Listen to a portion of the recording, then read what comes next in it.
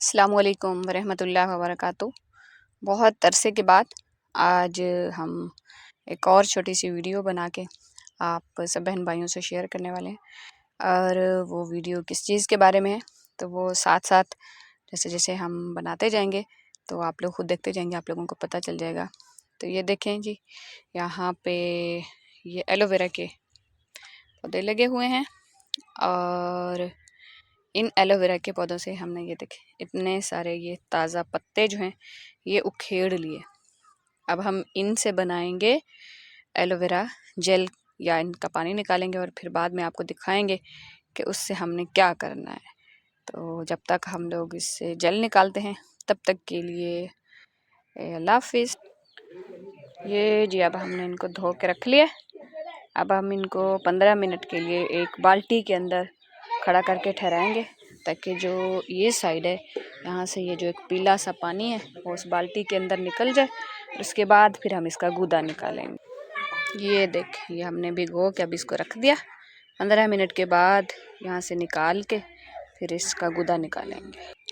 अब 15 मिनट हो चुके हैं तो अब हम देखें इसको निकालेंगे यहाँ से। और ये पानी भी हम सबको नज़र आ रहा है कि पीला सा हो गया। अब इस तरह से इसकी साइडों को छील के इस तरह से बना लेंगे और दोबारा इसको पानी में रख दिया है ताकि और भी अगर कोई थोड़ा सा पानी शानी है तो वो निकल जाए। इसके बाद इसका गूदा निकालें। ये देखें अब ये इसके पीसीस बन चुके हैं और इधर इधर ये देखिए सारा गूदा है। तो अब ये हम चूरी से भी निकाल सकते हैं, चम्मच से भी निकाल सकते हैं। तो इसको निकाल के एक अलग बाउल में रख के आपको दिखाते हैं। ये देखें व्यूअर्स, ये अब पानी निकल चुका है। वो जो हमने पत्ते एलोवेरा के लेके उनके पीसीस किए थे उससे अब ये एक तरह से जेल या पानी बन चुका है। ये देखें, और ये बाकी जो उसके बाकियात बच्चे थे ऊपर वाला हिस्सा वो ये है। अब हम आपको बताएंगे कि ये जेल निकल चुके हैं, इससे हमने क्या। ये देखें व्यूअर्स, ये सामने आपको जो नज़र आ रहा है ये आटा है और थोड़ा मोटा मोटे वाला आटा है। तो इसको अभी हम, ये आधा किलो है, इसको हम अभी थोड़ा सा भूनेंगे और भूनने के बाद फिर हम ये एलोवेरा की इस जेल के अंदर इसका एक तरह का पेस्ट बनाएंगे। थोड़ा सा इसमें पानी भी डालेंगे, वो भी हम आपको दिखाएंगे। उसके बाद हम इस चीनी से बनाएंगे चाश, और चाश बनाने के बाद फिर हम इसमें डालेंगे घी, वो कोई भी डाल सकते हैं। तो उसको पकाएंगे और जब वो पक जाएगा फिर दोबारा यही जो भुना हुआ आटा जो इसके अंदर इसका एक तरह का क्या कह सकते हैं पेस्ट बन चुका होगा वो डाल के फिर उसको पकाएंगे। और फिर आखिर में हम ये कुछ खुश्क मेवे भी डाल के हम आज इसका बहुत अच्छा सा हलवा बनाएंगे, जो कि हम आप लोगों को एंड तक दिखाएंगे कि ये कैसे बना और किस तरह का इसका कलर निकला और ये किस लिए। ये अब इसके सारी चीज़ें मुकम्मल हो चुकी हैं। आटा, चीनी, एलोवेरा जेल, ये खुश्क मेवे जिसके अंदर जो है ना गिरी है और छोटी इलायची है, खजूर है, किशमिश है और ये देसी घी। और ये अब हम चूल्हे पे भी आ चुके हैं, हम इसको तैयार करेंगे लकड़ियों की आग। ये देखें व्यूअर्स, ये अब हम इसको आटे को भून रहे हैं। तो ये तकरीबन भूनने वाला ही है, बिल्कुल हल्की हल्की आंच पे हम इसको भून रहे हैं। और ये जब भून जाएगा तो इसको निकाल के एलोवेरा की जेल में फिर इसका हम पेस्ट बना के रख देंगे।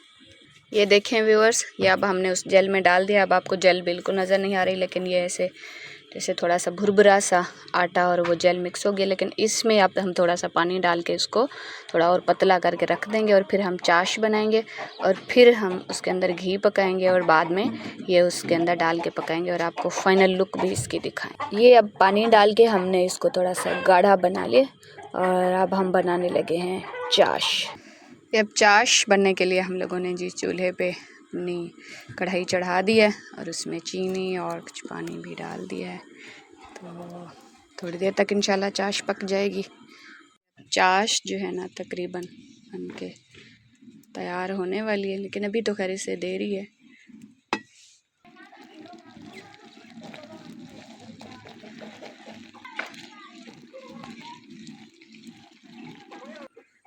ये देखिए व्यूअर्स, चाश ऑलमोस्ट तैयार हो चुकी है और ये देखें ये अब इस शक्ल में आ चुकी है। तो अब हम इसमें डालते हैं घी और फिर कुछ देर घी को पकाते हैं।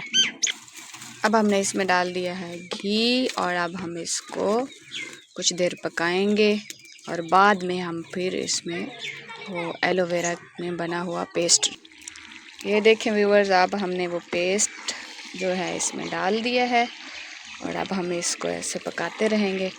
तो इंशाल्लाह ये बहुत मज़े का, ये सारे खुश्क मेवे भी हमने इसमें डाल दिए हैं जो हमने आपको पहले दिखाए थे। अब इसकी फ़ाइनल लुक भी हम आपको दिखाएं। ये देखिए व्यूवर्स, अल्हम्दुलिल्लाह ये हलवा पक के तैयार हो चुका है, जो कि हमने गंदम के आटे, चीनी, एलोवेरा, खुश्क मेवा जात और देसी घी में पकाया है। और ये गर्मियों में तो बहुत कम लोग बनाते हैं, लेकिन सर्दियों का ये एक तोहफ़ा समझा जाता है, जो कि ख़ासकर बुज़ुर्गों को दिया जाता है निहार मुँह 1 चम्मच बना के। तो आप सब भी इसको बनाएं और अपने बड़ों को खिलाएं।